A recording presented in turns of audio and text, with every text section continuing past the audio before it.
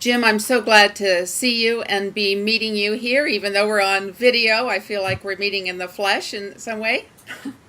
Well, it's nice to be here. Thank you.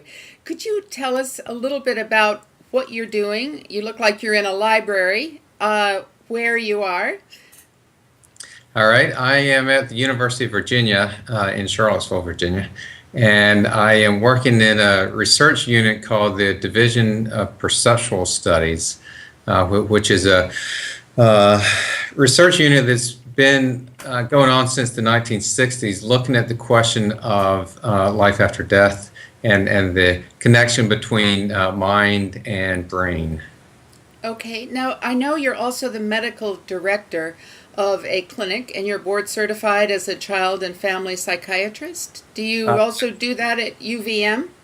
Yeah, it's UVA. UVA, excuse me, Virginia, not Vermont. Yes, I'm actually no longer the director, but yes, I was the medical director of the child psychiatry clinic for 9 years, and I continue to spend a significant amount of time each week doing clinical work in addition to the research work. So does that mean that you're actually in private practice doing clinical work, or you're more in a supervisory capacity? No, well, it's all through the university. Much of it is supervising the people in training, but I also see some of my own patients. Oh, okay. Well, I know you're also coming out with another book this year, and you wrote a very important book in, I think it was 2005. Maybe you could tell us a little bit about the content of those two books and what Sure. makes them different from each other.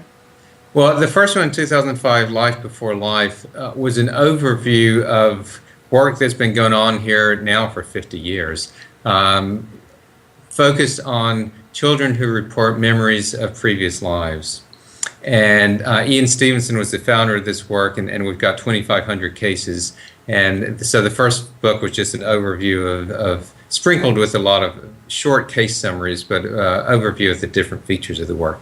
The new one, Return to Life, is recent cases that I've investigated, and these are mostly American cases, and some of them are quite interesting and quite impressive. So it's more of a case study kind of book compared to the overview of the first one.